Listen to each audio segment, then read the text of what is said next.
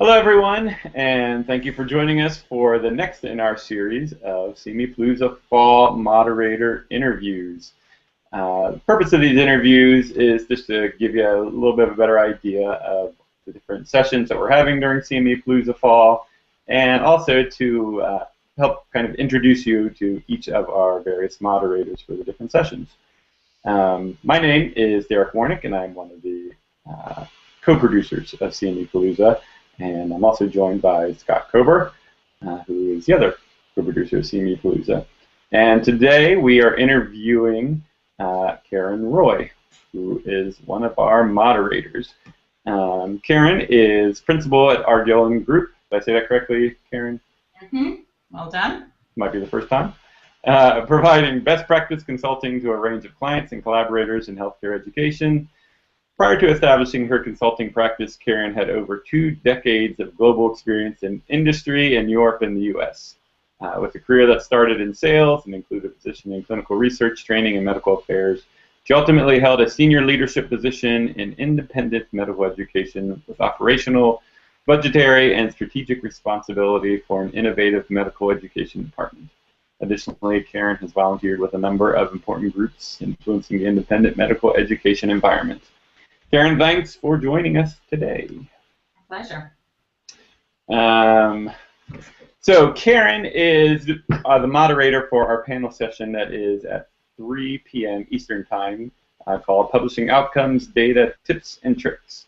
I think it's going to be a great session. There's a lot I think all of us can learn about this topic, one that I have seen a couple times in various settings and always learn something new. So I'm really looking forward to it.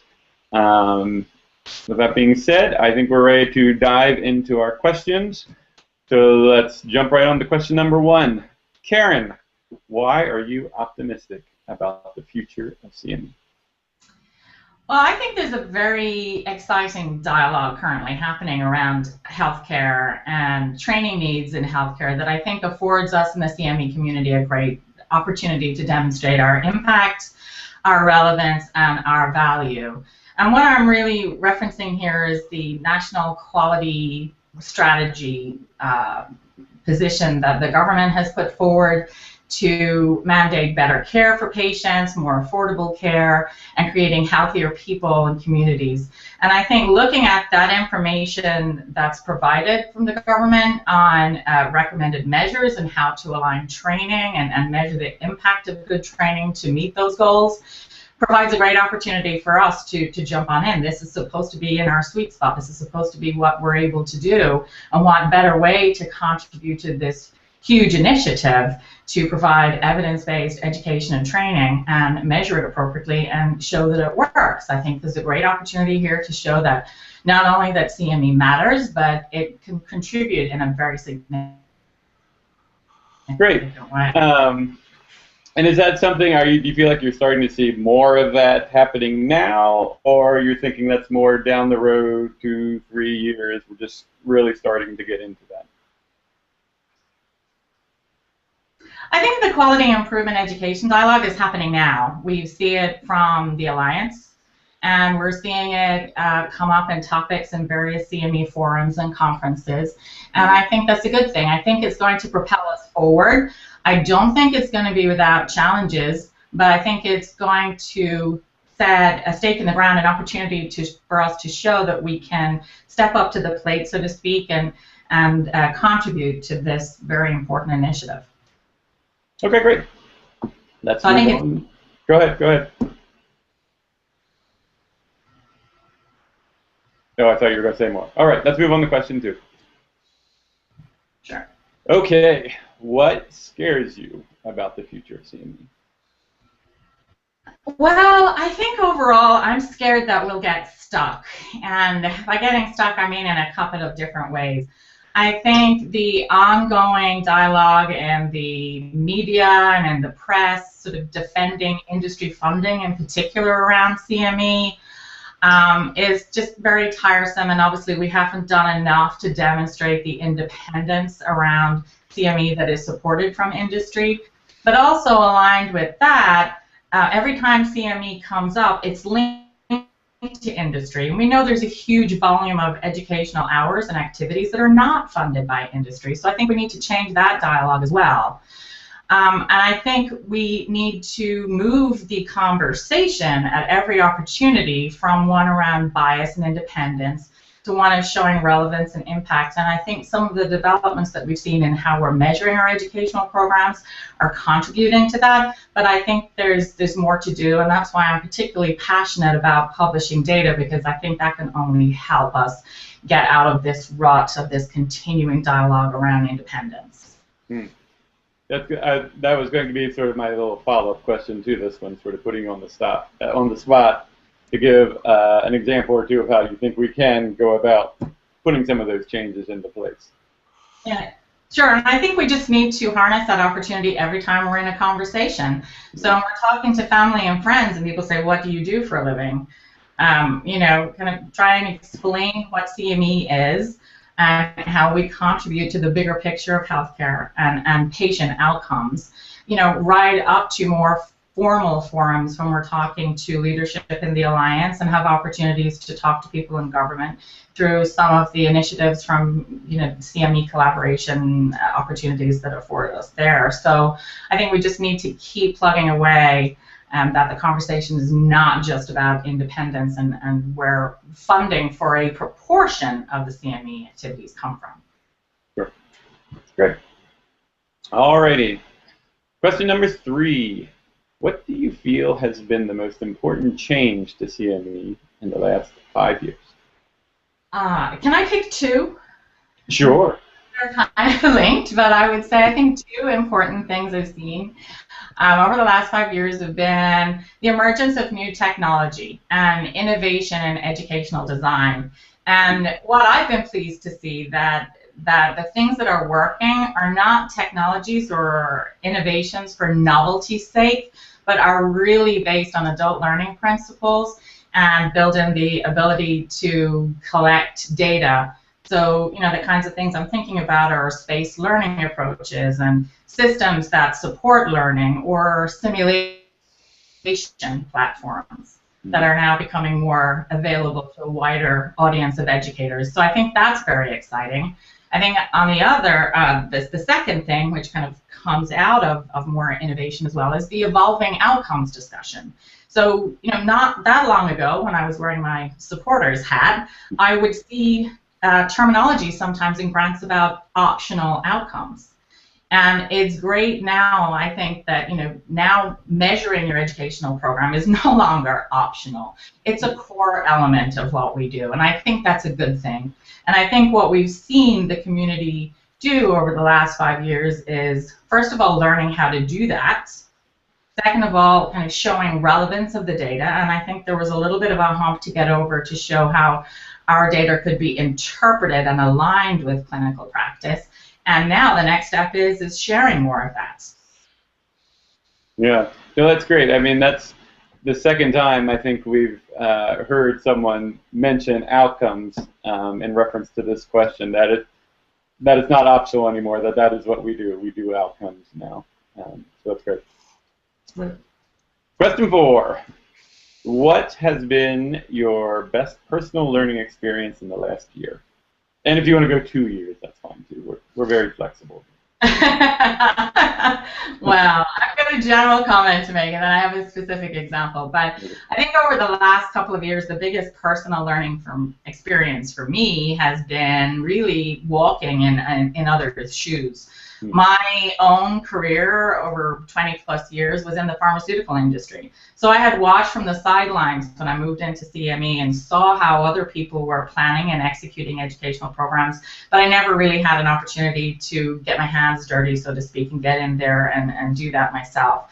So last summer, I was approached by an educational provider and provided the opportunity to partner and assume responsibility for the design, development, and execution of a series of activities.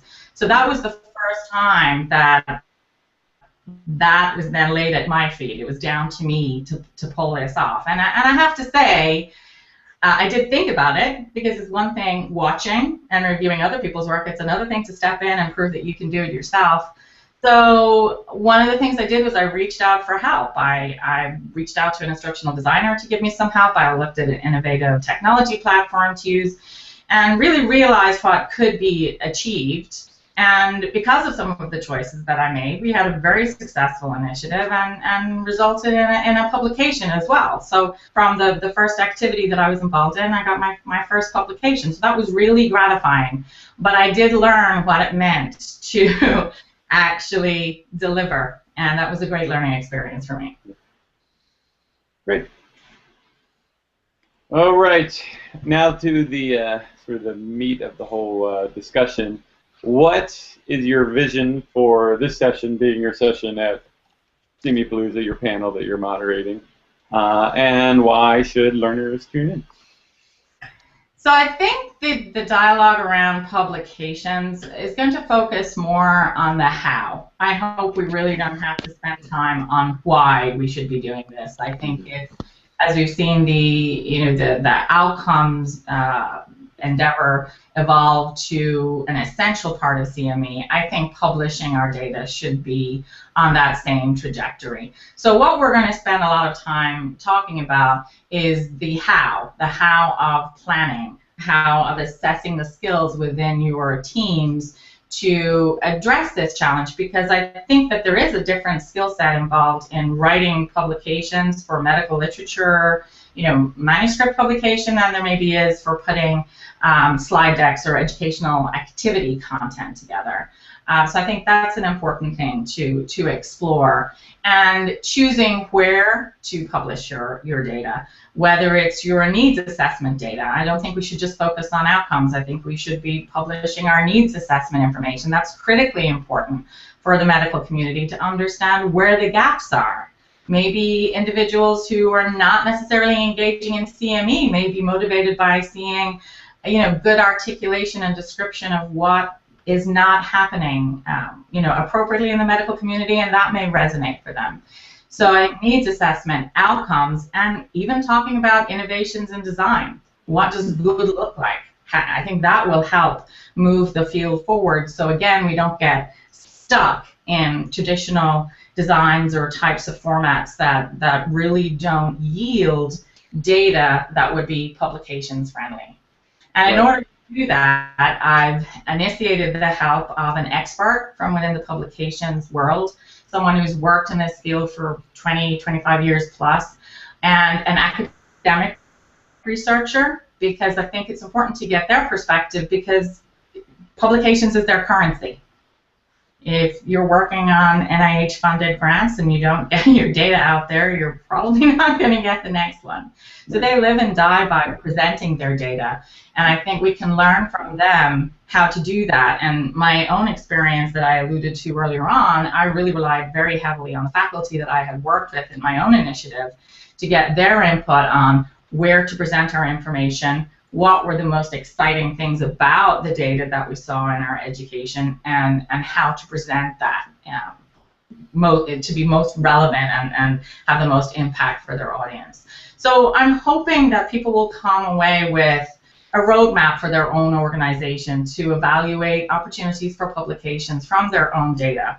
Because again, as I said, I think now it's time to share the good work that we've done. We've come a long way in learning how to measure gaps and how to measure the impact of our data, and I think it's time to get that out into the medical literature as much as the educational literature, and even think about things like press releases and magazine articles. Not everything is going to yield data that may get a peer-reviewed manuscript in a journal, but I think that there's a lot more that we can do, again, to share the good work on what the CME community is generating. Great, great. Yeah, I mean, I really like the different perspectives that you were bringing in from the faculty you have kind of outside of the CME world. I think it's going to be really a great session, so I'm looking forward to it. Thank you. You ready for the bonus question? I'm a little nervous about the bonus question. You should be. You should be. They are really, really hard. Here we go. If you were stranded on a desert island with one piece of reading material, what would it be? What would you choose to have with you? Wow, that's interesting. Mhm. That's a good one. One piece, so not just one genre, one No, One Piece. Yeah, no, you can't say like I'd have fiction. That doesn't count. Could I have, is it on a Kindle? Do I have Wi-Fi on the island? There Or is no it's Kindle and just there are one no piece? outlets in the palm tree that your back is leaning up against. Well, I'm going to get a little sentimental here, and I think Okay. that the one thing that I would bring with me if I was stranded is a very personal print article that my mom prepared for me actually when I turned 40 a few years ago, which is the story of how Oh, surely met. that was a short time ago. Yes, exactly. It was just last week. But a lot of background on my family and how my parents met, and sort of some stories and photographs and things like that of when I was growing up, which really gave me a very strong connection to my family because I live away. Mhm. So being on a desert island would be even worse. But I'm separated currently, and I look at that every now and then because it really just connects me to my family and my siblings, and we giggle about the silly photographs and bad haircuts and all of that. So I think I would bring that with me. Oh, that's very nice. See now, when I heard you say that you were going to be sentimental, I thought for sure that you were going to say 50 Shades of Grey. I don't know what you're talking about. I never heard of that. That book, I've never heard of that. All right. Well, on that note, thank you very much, Karen, for joining us and for responding to all of our questions. And just a reminder to everyone, don't forget to visit the CME Palooza website for all the latest information. www.cmepalooza.com. You can visit our sponsor pages. We have, what is it now, Scott? We're up to six listed on there.